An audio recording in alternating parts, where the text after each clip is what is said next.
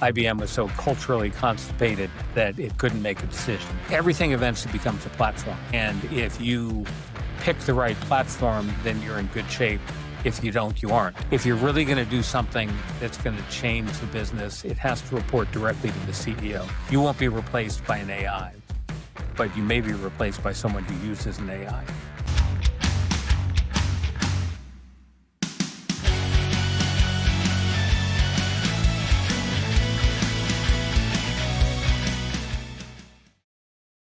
Welcome to Practical AI, where we turn hype into hard business results. I'm Julien Breteau. Today's guest is Paul Carroll. He earned the nickname Dr. Death for exposing tech giants' blind spots, then spent the next 3 decades helping leaders avoid billion-dollar mistakes. From Pulitzer-nominated reporting at the Wall Street Journal to running a 60,000 subscriber innovation platform, Paul's seen every tech wave, and now he's watching the AI tide roll in. Paul, it's great to have you on the show. Thanks for having me. I like the introduction. I'll All make my good, all kids good. listen to it. So you've covered IBM's near collapse. You covered Microsoft's rise, insurance slow but steady tech adoption. Can you give us kind of the 60-second journey and maybe even touch on the Bill Gates phone call that kicked off your bestseller Big Blues? Sure. So I started covering IBM for the Wall Street Journal in New York in 1986. At that point, it was on top of the world. The rule of thumb was that IBM accounted for half the revenue in the computer industry, 2/3 of the profit, and 3/4 of the market cap. I mean, just project that out to today. It's just mind-boggling. So yes, I covered the near demise of IBM, certainly the fall from grace. Got to know Bill Gates and the folks at Microsoft along the way, to the point that at one point, Gates called me in 1992 out of the blue and said, I am so pissed off at IBM that if you want to do that book you're talking about, I will make all the time available you need and all the resources you need. So that did lead to this book about IBM's various problems, was a bestseller. Then went on from there to become a partner in a consulting firm that pioneered the idea of digital strategy in the mid-90s. And from there have done books on innovation, and then that got me into insurance. And as you say, this digital publishing platform that I run called Insurance Thought Leadership. So that IBM non-concur culture you wrote about, how does slow decision making kill innovation today, especially with AI moving so fast? It's a real problem. The main theme of my book, Big Blues, was that IBM was so culturally constipated that it couldn't make a decision.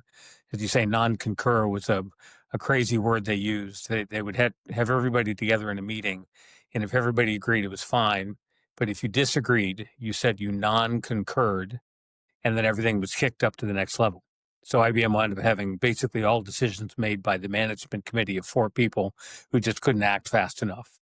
So yeah, I think speed is a big thing. Insurance has had a metabolism that, for my taste, is just way too slow for innovation. And some of that has to happen. Some of that's because regulators get involved and they have to approve everything. Also, insurance is really a whole series of contracts, so all the lawyers get involved and fight over the little details as they have to. So it's kind of a problem. Um, yes, the pace at which people can try things and fail and learn and try better things and learn has to pick up. Absolutely. Yeah. And I mean, with generative AI seems to be in particular all the hype at the moment. And insurance, you've said that the real near-term value is in operational efficiency. So why do you think efficiency rather than, say, flashy customer apps is going to be the killer use case? I think it is for now, just because that's where all kinds of things can happen. I mean, if you're an underwriter and you're having to pull all these pieces together, and the AI can do it for you and highlight some things, wow, that makes you way more efficient very quickly. Same with claims, same with customer service, with agents and brokers who are having to go through a contract with a fine-tooth comb to figure out exactly what's changed from the last time as they're getting ready to renew a contract or whatever. And those are the easy things. The harder thing, the thing that people need to be experimenting with now, is sort of what comes next. Um, The old line in computing was that you shouldn't just pave the cow paths. That was a complaint by a guy named Mike Hammer who lived in Boston and taught at MIT. Uh, because the roads in Boston were literally just paving the paths that the cows had wound through the fields when Boston was formed. You need to figure out a more efficient way to do things. I think it was Peter Drucker who said there's nothing worse than doing something efficiently that shouldn't be done at all. And there are lots of things that you can just stop doing in terms of insurance. And that bigger sort of experimenting is what people need to be doing now. And in fact, this can become a virtuous circle because if you save money by being efficient, then you can plow that money into these projects that are going to let you experiment and get to the next level. Absolutely. And you've talked about platform war in insurance as well, right? Guidewire versus Duck Creek, and you kind of compared it to Windows versus Mac in the 90s. Why does that matter to a CEO deciding on AI tools today? Um, yeah, I tell people I've been watching the same movie for going on 40 years now because it's pretty much been the same thing that IBM went through and then other computer companies went through and then, say, commerce went through because of the internet and so forth and so on. And everything eventually becomes a platform. The Microsoft operating system became a platform that pulled in all kinds of other things. Google became a platform. Apple, with its Apple Pay and its walled garden sort of approach to things, has become a platform. And it's not entirely clear at this point who the winner will be or who the couple of winners will be in terms of generative AI, but there will be a couple. And if you pick the right platform, then you're in good shape.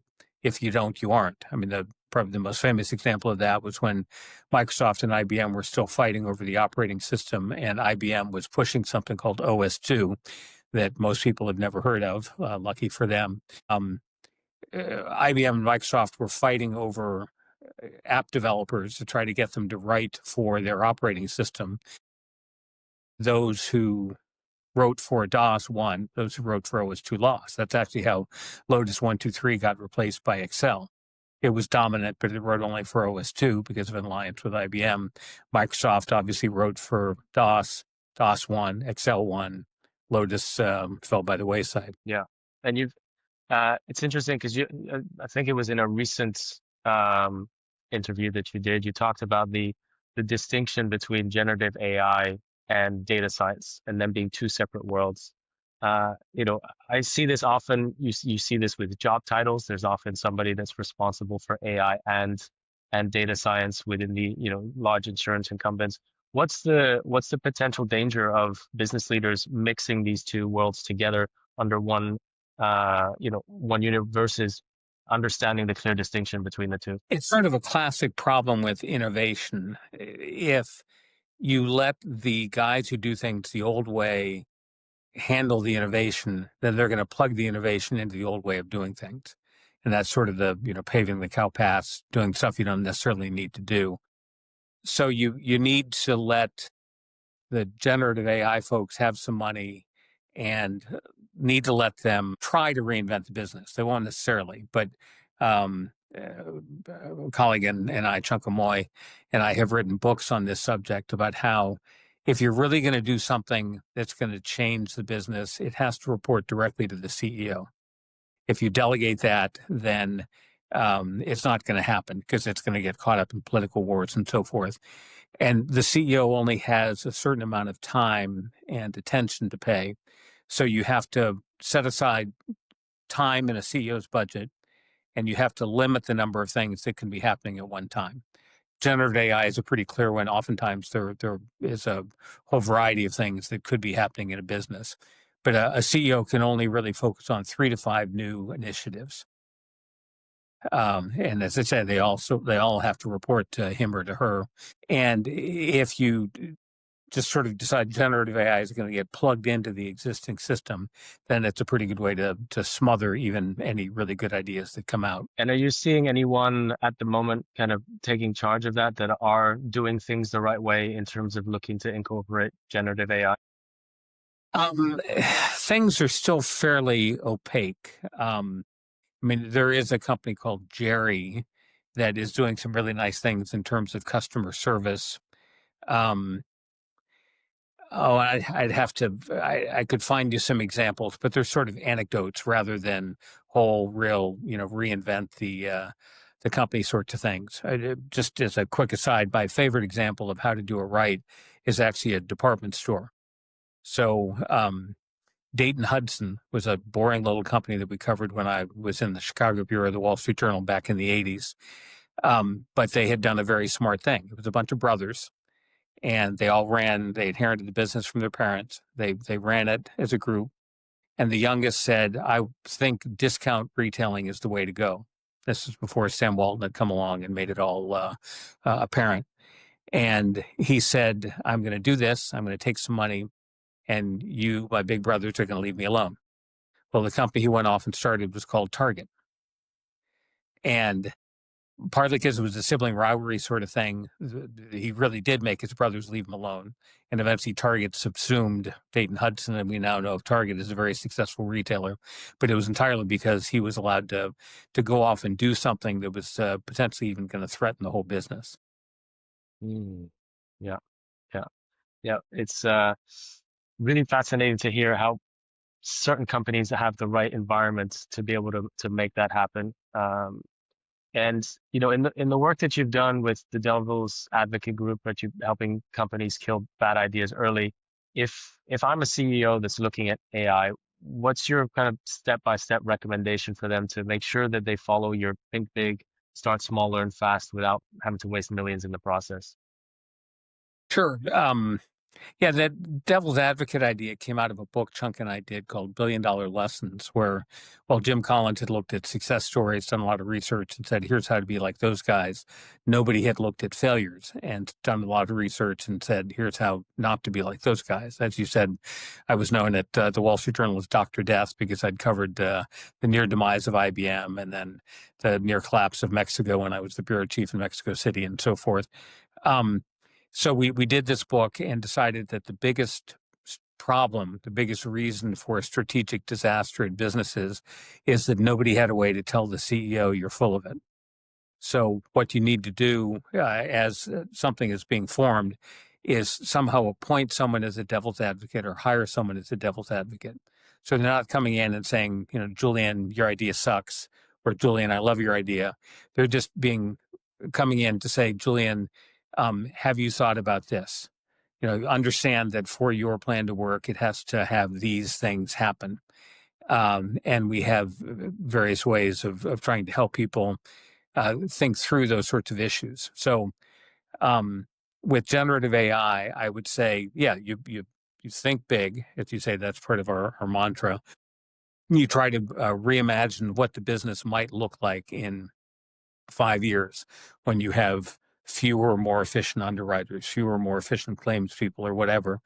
But then also have some way to maybe do something entirely new. A big theme at ITL is what we call predict and prevent. So insurers have all this data. They know where the problems happen. They know how they happen. Why not use that data to help people prevent problems, prevent claims, prevent losses, rather than just helping them recover after the loss happens? So maybe imagine a future in which, Travelers becomes a risk prevention service rather than a carrier. So you think really big. But then a problem is often that once you think big, the CEO gets excited and decides to plunge all sorts of money into things. I was actually writing something this morning for ITL related to AOL, which is finally phasing out its dial-up service. And they basically conned the CEO of Time Warner into believing that new media was so important that he ought to sell to AOL at what turned out to be a ridiculous valuation. So that was one where the CEO thought big, but then he acted big, and he paid for it, and his shareholders paid for it in a big way. So you start small, spend as little money as possible, but then you have to be ruthless about killing things that don't work, so that you save the money, save the time, and so forth, and move on. Both my brothers were professional gamblers at one point, and they tell me that the biggest mistake people make is a couple big, but one of the couple big mistakes people make is that they tend to look at their down cards and think, well, something could happen. Um, you have to be ruthless about, figuring out what the chances are that something really will happen, and you need to fold typically much more often than you do. So you go through that sort of process, start to see what's going to blossom, and then go from there. Yeah. It's I'm curious. Obviously, looking at the CEO's world is an interesting perspective, but I'm also curious to hear about your specific world, your day to day, zooming into what you do. What's the single biggest challenge that you're working to solve over the next 6 to 12 months, and how are you thinking about tackling it? Oh, AI is certainly a piece of it. I use AI at the moment to do preliminary editing on articles. Nothing big, but there are lots of style things. People capitalize much more stuff than I do. When I deal with people who are not American writers, the punctuation that Brits use is just different.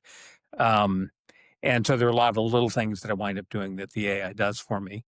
But the AI isn't as good as I'd like it to be at this point. Sometimes it'll just do random things, and I have to keep an eye out for it. And I would like to get to the point where it can do more substantive things. I was always taught to be concise, and I wind up cutting articles quite a bit. There are also things where it could probably help me, not necessarily do a draft of things because I'm a pretty picky writer and have my own style, but there are ways that I can use AI to be much more efficient. Already, it's helping a lot when I do interviews. When I'm on the other side of the camera, the microphone, it takes a long time to go through the transcripts and get them into an edited, concise form that I want to share with people. And AI turns out to save me hours when I go through something like that. So that's um, one of the big things I'm trying to do. A challenge that I face, that everybody faces, is that AI is going to fundamentally change search. So it used to be that if somebody searched something through Google, they were going to be served up a link to something that I had written or something that I had published. And now, as a user, I find it terribly helpful to get the AI summary of things. And I still will sometimes go and look at the basis for that summary. But marketing, publishing is going to change profoundly, and I have to figure out some way to, having sort of tried to write for the search engines for a long time, now have to write for the algorithms that are going to drive what happens with AI search. Yeah, I'm really curious about that because that's something that I've started to see more and more of in my own experience, but also in how just doing some basic research. But if I'm looking at buying an insurance policy, buying something else, I can now throw those terms and conditions into AI and have it analyze what will I be covered for, not covered for, how does it compare to other things. So it's certainly an interesting period of time for brokers, for agencies in terms of how they help their clients navigate through understanding what cover is. That was always my um, biggest hiccup with embedded insurance. I like the concept that I can buy insurance in different places, but it's offering me the same insurance all the time, and it doesn't know what I'm already covered for. So am I just buying something that I've already paid for and don't realize it? That was always my issue with that. So I'd be curious to see how AI can be a component of that and help people navigate, figure out what the coverage gaps are before they actually end up making the purchase. Right. And to build on that a little bit, I've always been struck by the gloom and doom types who talk about all the jobs that are going to be eliminated by AI and so forth. And I think that some of that certainly is going to happen. But folks in McKinsey did a study, I don't know, 10 years or 15 years ago, that I always thought was spot on. They said that the only job that has been fully automated and eliminated in history is the elevator operator. With everything else, it replaces a task, not a full job. So the line from somebody recently that I think is spot on is that your job won't be replaced. You won't be replaced by an AI, but you may be replaced by someone who uses an AI. Hmm. I mean, the Yeah. people who get it right are going to be much better positioned for jobs in the future than people who don't. Absolutely. And so just as we wrap up, if we, looking out 12 months from now, what kind of AI or tech signals should leaders be watching out for? What's something that's maybe underhyped, but you feel might have some real impact? So the thing that I'm focused on a lot is agentic AI because I think it's profound if it works. But I think people have historically overestimated how much we're willing to turn decisions over to computers. I remember a competitor of mine at the New York Times, a very bright guy, wrote a story that I thought was profoundly stupid about 30 years ago, 35 years ago, where he talked about how great it'll be when you can get out of bed in the morning, step on a pad that will let your house know that you're awake, and turn on the TV to ESPN so you can watch the scores from the night before and start your coffee pot. And I thought, why? I mean, that's a lot of work to rip up the carpet and put something under there. And what if I don't want to watch ESPN? Even if I do, how hard is it for me to pick up the remote? What if I don't want my coffee first thing in the morning? Or all sorts of things that people have fantasized. The internet refrigerator that supposedly was going to track what you had in the refrigerator, but how does it know what I want to eat? How does it know if my friend's football playing son is home and drinks a gallon of whole milk a day or isn't home and they don't need a gallon of whole milk? And I'm ranting, but um, there are times in the past when people have gotten carried away, and I worry that that may happen some with agentic AI because there are lots of ways that could go wrong. But the people who get that right are going to have a phenomenal head start on the people who don't. So that's one where I haven't completely made up my mind, but I'm going to be watching really closely for the next 12 months or so. Yeah, I'm seeing that a lot as well. I think that's going to be really powerful. I'm seeing two sides. One is people rushing to implement it because they're sort of trying to jump on the hype train without looking at, is my data structured properly? Are my processes defined properly? Because if you just throw AI onto a business that doesn't have the fundamentals in place, it's just a recipe for disaster. You're just wasting a lot of money. I think that's why we saw, I forget which research report it was, but 80% of AI projects failing. Um, that's why it's not that the technology doesn't work, it's just being implemented in the wrong way and jumping ahead of themselves before getting the basics right. I think that data piece is huge. There's so much data out there that isn't clean enough to be used the way people want to use it. So that's just a massive amount of work people have ahead of them. So just to wrap up with the last question, if you were giving a CEO just one metric to measure their AI experiment's success, what would it be? Wow, you saved a big one for last. In the short term, it would be efficiency. Anecdotally, a lot of people will say that AI is helping them do things, but if you really look at it, it's not doing as much as people think. So you need to get in there and um, sort of figure out who's blowing smoke and who isn't, and make sure that you're really getting the efficiency gains that you want. I'll probably stop with that one because longer term, it's just a little fuzzier to me. But as I say, you as a CEO do need to sort of pick your two or three or five pet projects and assign them to smart people and track those as a way to really see if you can reinvent your business. Love that. Thanks for sharing those insights. Where can people connect with you? Follow your work. Where's the best place for them to go to? Sure. So the website is insurancethoughtleadership.com. It's long, but it won't give you carpal tunnel syndrome. And once you type it once, your browser will recognize it. So there, and then the main thing I would encourage them to sign up for this weekly newsletter that I do called Six Things. Just sort of my thoughts on various things and links to the six articles I might like most from the prior week. And then obviously I'm on LinkedIn and people can reach me there as well. Amazing. Well, Paul, thanks for cutting through the noise here. For listeners, if today's sharpened your AI game plan, hit subscribe and share practical AI. See you on the next episode.